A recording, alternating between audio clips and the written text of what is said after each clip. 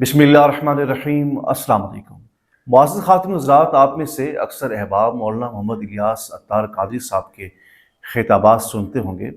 आज का जो हमारा मौज़ू सुख़ुन है वो ये है कि आया कि मौलाना इलियास अत्तार कादरी साहब के ख़िताब को सुनना जायज़ है या हराम है। एक सेकंड के लिए आप परेशान हो गए होंगे क्योंकि मैंने एक ऐसी बात कह डाली है कि आपका ख़िताब सुनना जायज़ है या हराम है।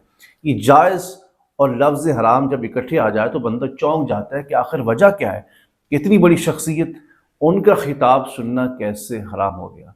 इसलिए मैं चाहता हूँ कि आप ये सारे कंसेप्ट को समझने से पहले मौलाना इलियास अत्तार कादरी साहब की गुफ्तगू को, जो आपने खुद अपनी ज़ुबान से कही है, आप उसको पहले समाअत फरमा लें। गैर आलिम को सुनना हराम हराम हराम, और अगर दूसरे को भेजा उसने और वो भी गैर आलिम है सामने वाला, तो उसको भेजना भी हराम हराम हराम। मेरा ज़हीर शरीफ भाई हैं, मेरा सवाल ये है बापा जी ने दरस निज़ामी की तालीम मुकम्मल कहाँ से की है? दरस निज़ामी मैंने दरस निज़ामी नहीं किया, एक दिन का भी कोर्स मैंने नहीं किया। मेरा बस वो मुताला, उलमा की सोहबत, बचपन से शौक था मसाइल का, तो यूं थोड़ा यानी कि वो दो चार मसाइल मुझे याद हो गए। मुअज़्ज़ज़ ख़ातिन हज़रात, आपने मौलाना इलियास अत्तार कादरी साहब की जो गुफ्तगू है, जो बयानिया है, आपने उसको मुलाहज़ा फरमाया है। इसमें पहले बयानिए में मौलाना इलियास अत्तार कादरी साहब ये फरमा रहे हैं कि गैर आलिम को सुनना हराम है, हराम है, हराम है। और आगे चलकर जब दूसरा बयानिया आपने मुलाहज़ा फरमाया होगा, उसमें एक शख्स सवाल करता है कि हज़रत आपने दरस निज़ामी मुकम्मल की है या नहीं की, आप आलिम हैं या नहीं है।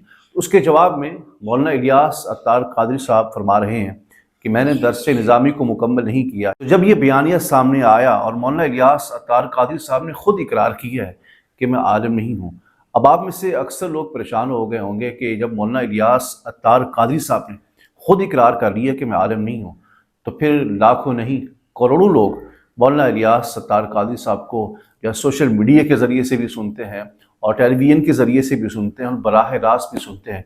अब उनका क्या बनेगा? मुअज़्ज़ज़ ख़ातिन हज़रात, ये क्लिप जो आपने मुलाहज़ा फरमाया है मौलाना इलियास अत्तार कादरी साहब का, ये एक शख्स है जिसने ख़यानत करके अपने सोशल अकाउंट के ऊपर अपलोड की और कहा कि मौलाना इलियास अत्तार कादरी साहब ने खुद इकरार किया कि मैं आलिम नहीं हूँ।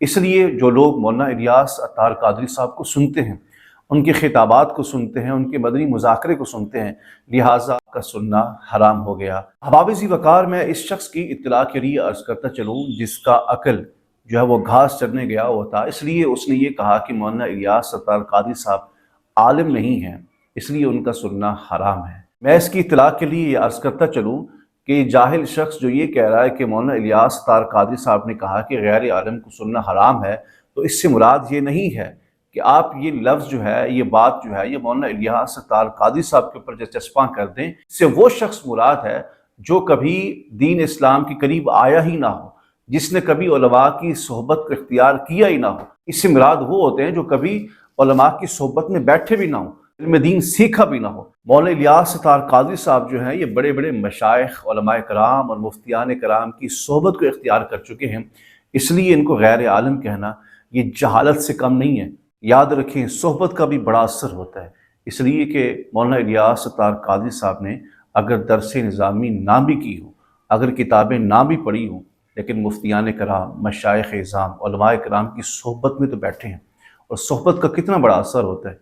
यक ज़माना सोहबत बाउलिया, बेहतरज सत साल अतात बेरिया, कि चंद लम्हे आलम रब्बानी की खिदमत में बैठ जाना, उसके कदमों में बैठ जाना, ये 100 साल की बेरिया नफली इबादत से भी अफजल है।